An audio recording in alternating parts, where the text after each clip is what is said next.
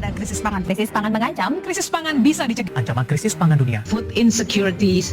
Food securities. Kita tahu karena krisis pangan melanda dunia, harga-harga pangan semuanya naik. Di tahun 2050, PBB memperkirakan populasi dunia akan mencapai 9,8 miliar manusia. Ironisnya, buat memberi makan semua orang di tahun 2050, dengan level dan cara produksi pangan dunia saat ini, maka sebagian besar hutan di dunia harus ditebang untuk dijadikan lahan pertanian. Saya Tama Andi, jumpa lagi di segmen Belajar Tentang Dunia.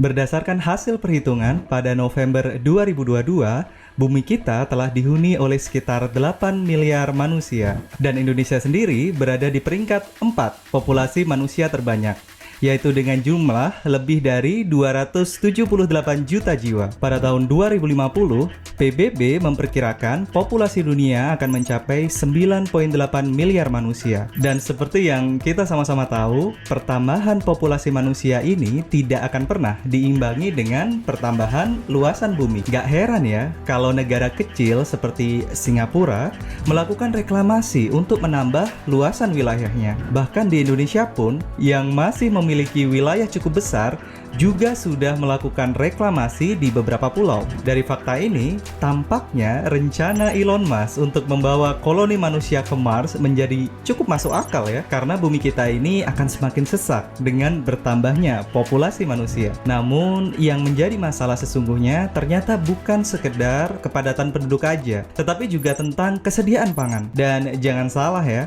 bukan hanya manusia yang membutuhkan makanan, tetapi juga hewan dan ternak. Nah, bagaimana sih tantangan kebutuhan pangan dunia di masa depan nanti? Yuk langsung aja kita bahas resiko krisis pangan dunia ketika populasi manusia terus meledak. Perangnya ada di Eropa sebelah sana. Dampaknya ke seluruh dunia. Krisis pangan, krisis energi terjadi karena Rusia adalah produsen energi yang termasuk terbesar di dunia, dan Ukraina dan Rusia adalah produsen pangan yang terbesar di dunia juga, termasuk pupuk. Sebenarnya tidak menunggu 2050. Krisis pangan sebenarnya sudah dan sedang terjadi di berbagai negara. Ditambah lagi dengan adanya perang Rusia-Ukraina seolah menambah faktor yang mempercepat terjadinya krisis pangan yang lebih terasa dan merata dampaknya. Masalah pangan memang sudah saatnya menjadi perhatian seluruh dunia karena krisis pangan memiliki dampak berat bagi ekonomi dan juga menyebabkan masalah sosial. Baru masalah ayam satu potong yang hilang di kulkas aja kita udah berantem sama keluarga ya. Padahal masih bisa beli lagi. Gimana kalau sampai nggak ada stok ayam di pasaran? Kalian pasti masih ingat bagaimana kelangkaan minyak goreng di Indonesia tahun 2022 yang lalu. Mama semua galau dan rela antri berjam-jam, berdesakan dan bahkan rela membayar mahal untuk beberapa liter minyak goreng. Mirisnya, sampai ada korban jiwa yang mengalami sesak nafas saat antri berdesakan. Krisis pangan bisa menjadi masalah yang sangat serius. Saat bahan makanan menjadi langka, harganya otomatis jadi naik. Sebagai contoh aja ya, biasanya ayam tersedia 100 ekor, yang butuh 100 orang. Harganya per ekor normalnya 60.000. Karena langka jumlah ketersediaannya, jadi hanya 50 ekor yang tersisa, yang butuh tetap aja 100 orang. Penjual berani naikin harga. Kalau mau ya ini, nggak mau ya udah. Pembeli berani perang harga, dan akhirnya harga rata-rata ayam jadi naik ke 70.000, ke 80, bahkan hingga 120.000 per ekor. Kelangkaan jadi salah satu sebab naiknya harga. Fenomena ini yang biasa juga disebut inflasi. Contoh krisis pangan yang pernah terjadi di Korut akibat gagal panen pada tahun 2021. Harga teh aja bisa sampai 1 juta. Kopi jadi 1,4 juta.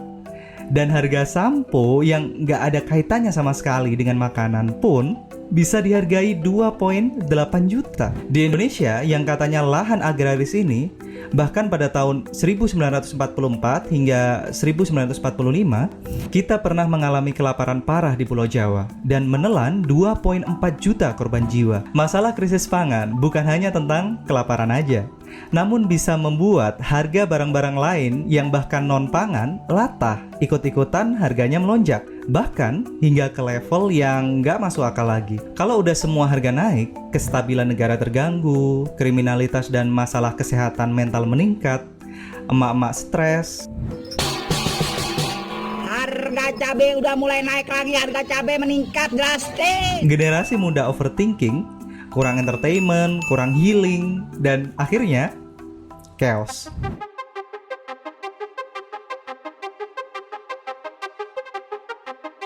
Bagaimana dengan Indonesia? Dari zaman masih SD, kita selalu diajarin bahwa Indonesia merupakan negara agraris yang sebagian besar penduduknya bekerja di sektor pertanian. Terus terang aja ya, sayanya nggak terlalu yakin apakah julukan ini juga masih diajarkan ke adik-adik SD zaman sekarang. Karena nyatanya nggak ada lagi pemuda yang mau jadi petani, dan nggak ada anak SD yang diberi angan-angan nanti kalau sudah besar jadi petani ya. Anak-anak umumnya akan diberi contoh pekerjaan yang tampak bergengsi dan keren, seperti menjadi dokter, menjadi insinyur, arsitek, pengacara, polisi, dan sebagainya. Itu rekomendasi orang tuanya. Sedangkan anak-anak zaman sekarang mungkin lebih ingin menjadi YouTuber atau kalau enggak TikToker. Apa, Pak? Cita-citanya pengen jadi apa? Jadi YouTubers, Pak. Petani dianggap sebagai pekerjaan yang nggak ada keren-kerennya sama sekali dan penghasilannya rendah. Nggak bisa flexing, nggak instagramable, dan kurang estetik kalau dibikin konten a day in my life. Jadi kalau menjadi petani aja, yang simply akan dianggap gagal oleh lingkungan sosial karena umumnya petani hidup di bawah garis kemiskinan. Sekali lagi, ini umumnya ya. Beda lagi kalau kitanya jadi tuan tanah, punya berhektar-hektar lahan pertanian. Lalu, bagaimana nasib ketahanan pangan Indonesia kalau warganya sudah tidak mau jadi petani lagi? Sebagai gambaran aja, jumlah petani di Indonesia pada tahun 2018 adalah 38,7 juta, menurun pada 2019 menjadi 34,6 juta, dan pada tahun 2020 menjadi 33,3 juta orang. Menurut data BPS, jumlah petani ini hanya sekitar 3,8% penduduk Indonesia. Sama sekali bukan mayoritas kan? Sedangkan proporsi paling besar adalah menjadi buruh atau karyawan, yaitu sebesar 37%. Wira swasta sendiri sebesar 19,5%, buruh tak tetap 16,5%, pekerja keluarga 14,6%, pekerja bebas non-pertanian 5,11%, dan buruh tetap 3,3%.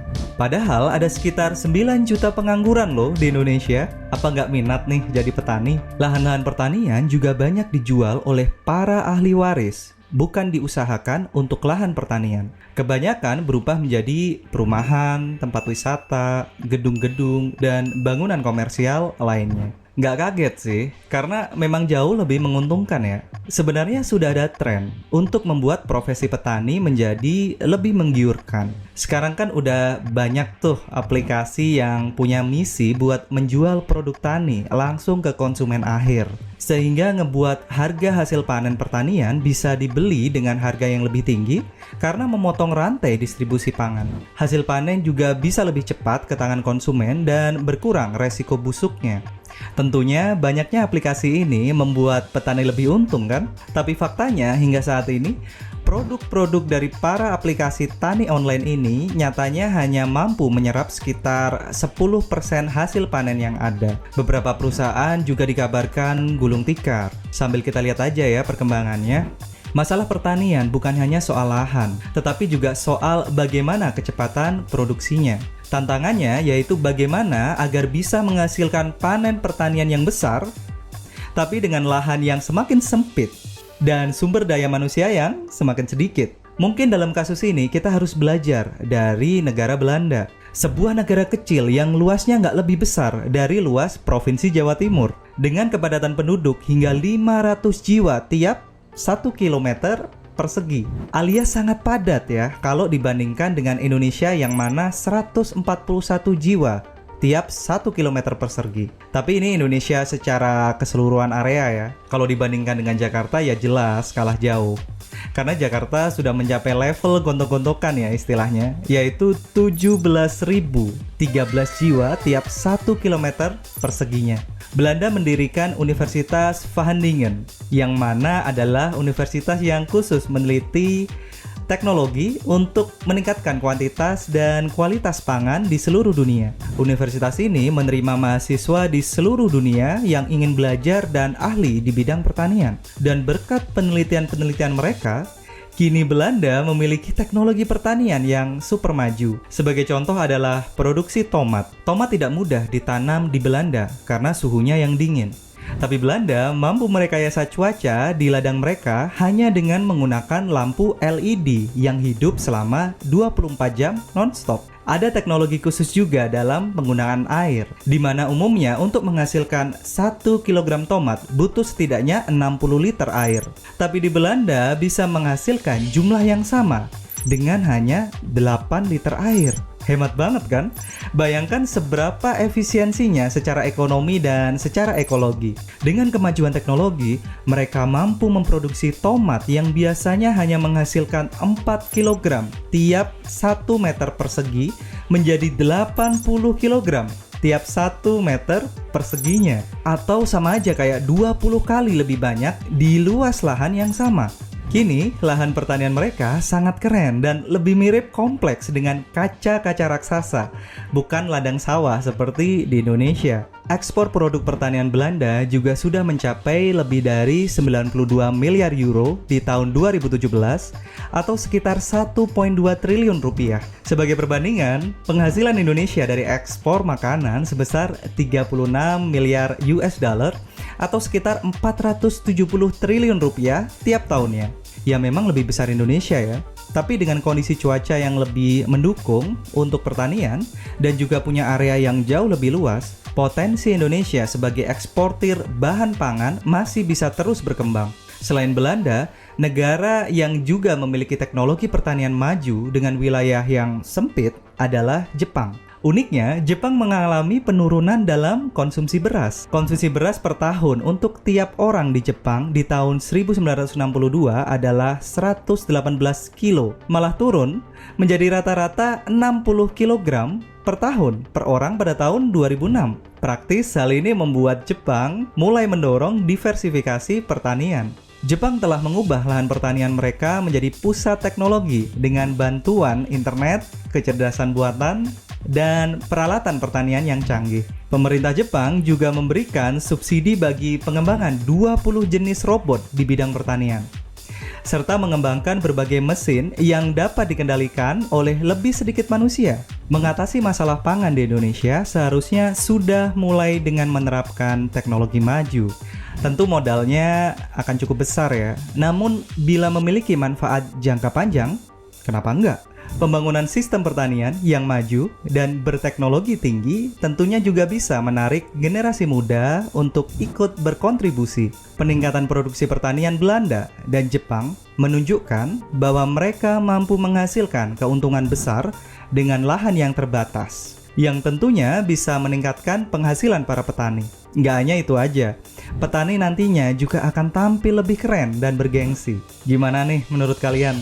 Ada ide lainkah yang lebih baik untuk mengantisipasi krisis pangan di masa depan? Tulis idemu di kolom komentar ya. Selain krisis pangan, meningkatnya populasi manusia juga berimbas ke masalah-masalah lainnya. Mulai dari krisis air, perumahan, energi, pelayanan kesehatan, dan tak terkecuali kemacetan transportasi. Macet. Saya lagi kejebak macet di Semanggi. Ya jam pulang kantor ya wajar. Dan sekarang bener-bener kejebak macet. Jalan ngerayap doang. Jadi kepikir andai bisa terbang ya, atau setidaknya mobilnya yang bisa terbang ya. Aduh, enak banget tuh. Buat kamu-kamu yang tinggal di Jakarta, apalagi di daerah yang padat penduduknya, Gak perlu dijelasin lagi ya tentang seberapa padat dan seberapa macetnya jalan-jalan utama di Jakarta. Terima kasih udah nonton. Kamu bisa nerusin nonton tentang masalah kemacetan yang terjadi di berbagai kota di berbagai negara dan apa aja sih alternatif solusinya. Saya Tamandi, sampai jumpa lagi.